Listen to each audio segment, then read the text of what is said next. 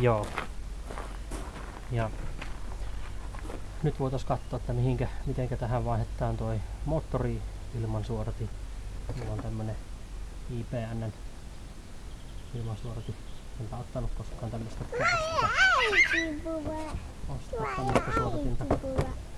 Tähän tarvitaan 2-vitoinen torksi ja sitten jos haluaa ton putken tuosta napata pois tieltä, niin siihen sitten 7 millinen hyllys. Tai kiintelenkin.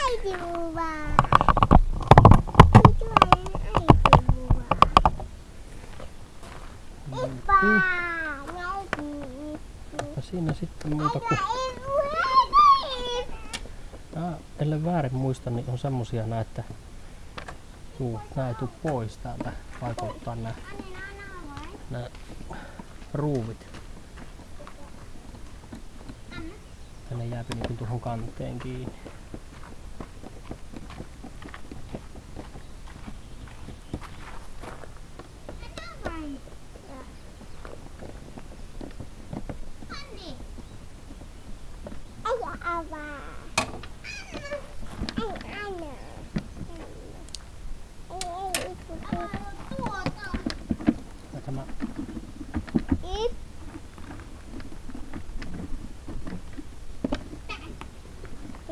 Saapikammat tuolta aikaisemmin tuotakin, mutta käytetäänpä se nyt kuitenkin auki. Monesti jos pyrkii säästämään aikaa mielestään siinä, että heittää jonkun osa irrottamana, niin se kääntyy niin kuin toisin periaatteessa. Siinä mennään päivästä enemmän aikaa sitten. Näin. Vanha pois sieltä.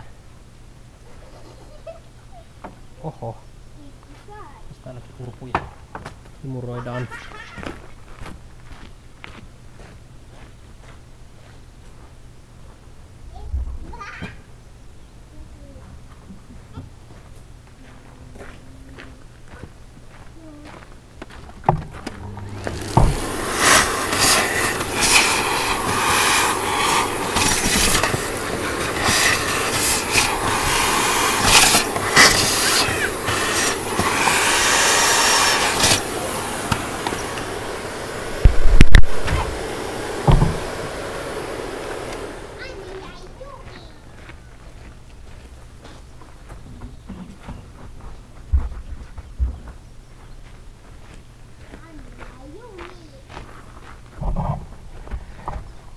Elikkä näyttää pidyt tuolta, kun imuroi vieläkin tuolla nurkassa, jotta kuolleita örkkejä, mutta mihin määrät ei ainakaan vähene.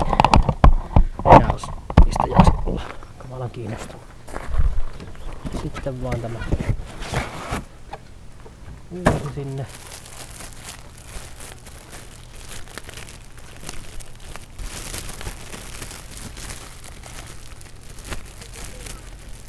Ja käytän näitä tässä varaosissa, jos on tämmöisiä yleisimpiä, mitä valmistajia on, niin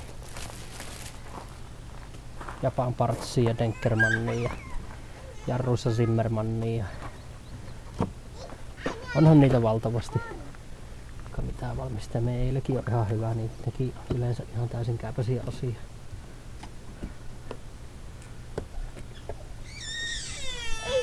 Siinäpä se olisi. Sitten vaan tämä kysymys tämän takaisin painimisesta.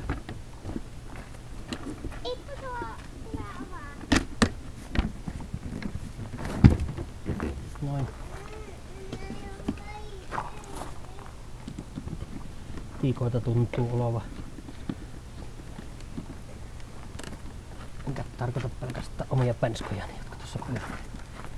Vähän niitä lentäviä örkkejä, jotka aina kimpussa. Pieni murhenne nyt siihen näin on. Sitten kun on oikein kutkulle mäkäröitä, niin sitä ihan ikävä pitää olisi paitikoita. Taikka hermokärpäset. No hirvikärpäset. Ne vasta on niin oma riesassa.